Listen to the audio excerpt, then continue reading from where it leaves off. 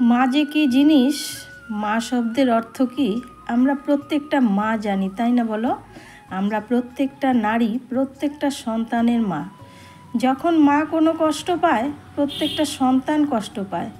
যখন সন্তানরা কষ্ট পায়, তখন মায়েরাও কষ্ট পায়, তাই না বলো? বিশেষ করে মেয়েদের ক্ষেত্রে কিন্তু এটা বেশি, ছেলেদের ক্ষেত্রে একটু যদিও কম। ছেলেদের মায়া মমতাটা একটু কমই থাকে, কারণ আজকাল ফেসবুক বলো, ইউটিউব বলো, সব কিছুতেই তো দেখছি মাকে ফেলে রেখে চলে যাচ্ছে। এই তো কদিন আগে আমাদের ফেসবুকের রানা দাস নামে একটা আইডি আছে, ভুলে গেলাম টাইটেলটা, যাই হোক, ওই আমার রানা ভাইয়ের আইডিতে দেখলাম কেউ একজন ছেলে মাকে ফেলে রেখে চলে গেছে। তো তার জন্যই বললাম ছেলেদের ক্ষেত্রে কিন্তু একদমই আলাদা, তবে কোনো মেয়ে কিন্তু পারে না, প্রত্যেকটা মায়ের কষ্ট সহ্য করতে পারে না কখনো। যাই হোক, আজকে একটু আমার নিজের মা ও মেয়ের কষ্টের কথা গল্প করব তোমাদের সঙ্গে। ভিডিওটা রেডি করতে অনেক দেরি হয়ে গেল গো, একদম সময় পাইনি আজকে সকাল থেকে। তোমরা তো প্রত্যেকে হয়তো বেশিরভাগই রাতের বেলা ভয়েস দিয়ে রাখো, কিন্তু আমি পারি না, আমার দ্বারা হয় না, কারণ একটাই তো ঘর। আর এখন যদিও ঘরগুলো বড় হয়েছে, রুম আছে, কিন্তু ওই যে দরজাগুলো ওরকমই, আমি কথা বলতে থাকবো, আর তাছাড়া ফ্যান চলতে থাকে, বুঝতেই থাকো, গরমের দিন আর কি, ফ্যান ছাড়া তো থাকা যায় না। তো সেই মতো, যাই হোক, এতক্ষণ ধরে দেখতেই পেলে ঘরের কাজকর্ম টুকিটাকি করলাম আর কি, করে কালকে সন্ধ্যাবেলা একটু বেরিয়ে পড়েছিলাম। এই তো দেখো, এই মিছিলটা কিসের জানো তো? মশাল জ্বালিয়ে, ওই যে আমাদের তা আছেই পৃথিবীতে, কি বলবো আর, কোন রাজ্যে যে বাস করছি, সেই ধর্ষণ কাণ্ডের মিছিল এটা। যাই হোক, সেটা নয়, নাইবা বললাম, আমার মায়ের কথা একটুখানি বলি, দাঁড়াও ইন্ট্রোটা দিয়ে নিই। কাছে দূরে, দেশ ও দেশের বাইরে আমার সকল আত্মার আপন মানুষগুলো কেমন আছো? আশা করি সবাই ভালো আছো। সকলের জন্য রইল আমার অন্তর থেকে অনেক অনেক ভালোবাসা।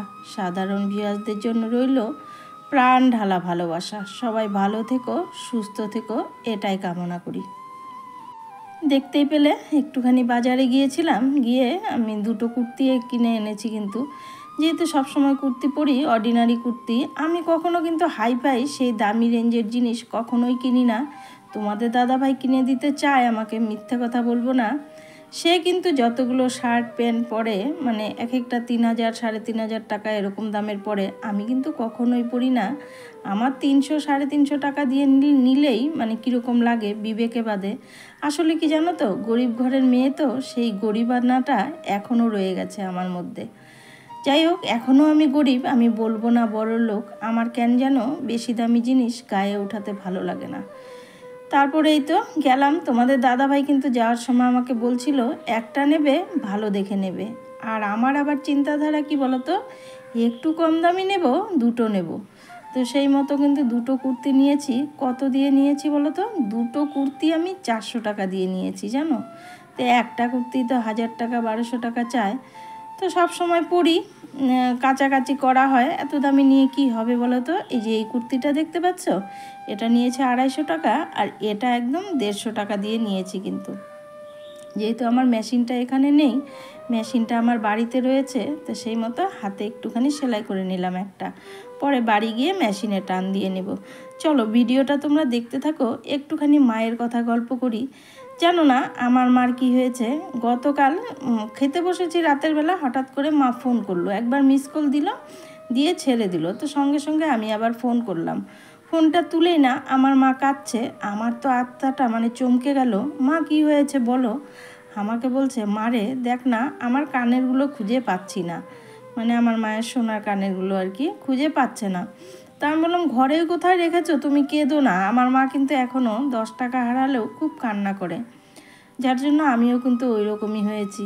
আমি বললাম, মা তুমি কেঁদো না, ঘরে খোঁজো, ঠিক পেয়ে যাবে, তুমি জায়গায় জায়গায় রাখো। তাই কিছুদিন আগে তোমরা দেখেছিলে আমার পিসেমশাই মারা গিয়েছিল, সেই শ্রাদ্ধতে কিন্তু আমিও গিয়েছিলাম, আমার মাও গিয়েছিল। যেহেতু আমার মায়ের কানের আছে দুজোড়ার মতো, দুজোড়া আছে, বেশি নেই। তো যেহেতু কানের লতিটা না একদম পাতলা হয়ে গেছে, তার জন্য আমার মা করে কি, ঘরে সবসময় কানের পরে না, খুলে রেখে দেয়। কখনো যদি দূরে সেরকম পরিবেশে যায়, তখন কানেরটা পড়ে যায়। তো এখানে ওখানে গিয়েছিল আমার পিসির বাড়িতে, তখন কানেরটা পড়ে গেছে। তো এসে খুলে ফেলেছে, খুলে যে আমার মা কোথায় রেখেছে একদম মাথায় নেই। কালকে কিন্তু মনে পড়েছে কিসের জন্য যেন কোথাও যাবে আর কি আমার মা, তো কানেরটা বের করতে গেছে, বের করতে গিয়ে দেখে আর নেই। সারাটা দিন বলে বেচারা কান্নাকাটি করেছে, খাওয়া দাওয়া কিছুই করেনি, আমাকে ভয়ে বলেনি আমি বকা দিব বলে। তো বন্ধুরা দেখো এখানে একটা কিন্তু ব্রেকফাস্ট বানিয়েছি, তোমরা ব্রেকফাস্টটা দেখতে থাকো, হেলদি অ্যান্ড টেস্টি। তারপরে সন্ধেবেলা রাতেবেলা ফোন করে বললো, আমি বললাম মা পেয়ে যাবে। এবার জানো বলে তো দিলাম, মাকে বুঝিয়ে দিলাম, তারপরে বললাম মা দুঃখ করো না, না পেলে আমি তোমাকে কানের গড়িয়ে দেব। তো ওরকম বললাম, বলার পরেও আমারও টেনশন হচ্ছিল, একদম ঘুম আসছিল না। আর আমার মা কী করেছে জানো, রাতে সারা রাত ভরে কানেরটা খুঁজেছে আর একটু পর পর আমাকে ফোন করেছে, সেটাই বললাম আর কি। তার জন্যই বললাম মায়ের কষ্ট হলে মেয়েও বোঝে, আর আমিও ঘুমোতে পারিনি মায়ের জন্য, জানো আমারও খুব কষ্ট হচ্ছিল। ভোর 4:10 বাজে তখন আবার আমার মা ফোন করে দিয়েছে। তা আবার ফোনটা তুললাম, তুলে বললাম মা কী হয়েছে। আমাকে বলছে মারে কানেরটা পেয়ে গেলাম। আমি বললাম সে কি মা, তুমি সারা রাত ঘুমাওনি? যদিও মা একটু পর পর ফোন করেছে, 1:30, 2:30, 3:30 এরম করে ফোন করেছে। বলে না রে মা আমার ঘুম আসছে না, ওটার জন্য একটু করে শুচ্ছি একটু করে উঠছি। তারপরে উঠে আলটিমেটলি কানেরটা পেয়ে গেছে আমার মা।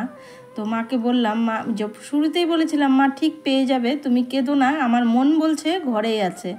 তারপর মা বলছে তুই যে কথাটা বলেছিলিস না মা, ঠিকই বলেছিস রে, আমি পেয়ে গেছি। তুই যতবার আমাকে বলেছিস যে এটার এটা এটার এটা, অক্ষরে অক্ষরে ফলে গেছে মা, তার জন্য তোকে ডিস্টার্ব করেছি মা, তুই খারাপ পাস না। তো বললাম মা এটা খারাপের কি আছে, তুমি পেয়ে গেছো এতে আমি অনেক শান্তি। তারপর জানো যখন মা বলল পেয়ে গেছে, আমারও মনটা খুব শান্তি লাগলো। তো তার ফলে কি হয়েছে, ঘুমিয়ে পড়েছি। মা যেহেতু কানেরটা পেয়ে গেছে মনটা শান্তি লাগলো। মাকে বললাম মা এবার তুমিও ঘুমো আমিও ঘুমোই। ঘুমিয়ে পড়েছি। তোমাদের দাদা ভাইয়ের নাইট ডিউটি ছিল, চলে গেছিলো। তা আমি আবার কিন্তু ভোরবেলা উঠেছি, উঠে দরজাটা খুলে চাপিয়ে রেখে ঘুমিয়ে পড়েছি। তো তোমাদের দাদাভাই ঘরে এসছে, ঘরে এসে চা বানিয়ে নিজেই খেয়েছে, আমাকে ডাকে নাই। আর আমি একটুও টের পাইনি জানো, 8:30 বেজে গেছে উঠতে, 8:30টার সময় ডেকেছে তোমাদের দাদাভাই। তো তার জন্যে আমার আজকে কাজের একটু দেরি হয়ে গেছে, ভিডিওটাও রেডি করতে দেরি হলো। এখন কিন্তু 2:30 বাজে আমি ভয়েস দিচ্ছি, জানি না ভিডিওটা কখন পৌঁছাবে। তো ব্রেকফাস্ট সেটাই ছিল আর কি, আমার মায়ের আর মেয়ের গল্প আর কি। তোমাদের কেমন লাগলো গল্পটা জানিও। মায়েরা এরকমই হয় না, কোনো কিছু হলে প্রথমে মেয়েদের সঙ্গে শেয়ার করে আর কি। তো যাই হোক আমার মা পেয়ে গেছে, অনেক শান্তি পেলাম। তো এখানে দেখো ব্রেকফাস্টটা বানিয়ে নিলাম। আজ কোনো কিছু ভিডিও করি মানে দিইনি আর কি, করিনি। তো দেখতেই পেলে গাজর আর পেঁয়াজ, কাঁচা লঙ্কা, টমেটো এগুলো দিয়ে ডিম ভেঙে নিয়ে একটা হেলদি অ্যান্ড টেস্টি ব্রেকফাস্ট বানিয়ে নিলাম। তো যারা ডায়াবেটিস আছে তো সব কিছু খেতে পারো না, এরকম করে খেয়ে দেখলে দেখতে পারো, ভালো লাগে, খারাপ মন্দ লাগে না। তবে আমি খেতে পারি না, সত্যি কথাটাই তোমাদেরকে বলে দিলাম। তো যাই হোক আজকের ভিডিওটা এইটুকুই ছিল। এতক্ষণ ধরে যে বা যারা ধৈর্য সহকারে আমার ভিডিওটা দেখেছো সকলের জন্য রইল আমার অন্তর থেকে অনেক ভালোবাসা। সবাই ভালো থেকো, সুস্থ থেকো, দেখা হচ্ছে দ্বিতীয় দিন।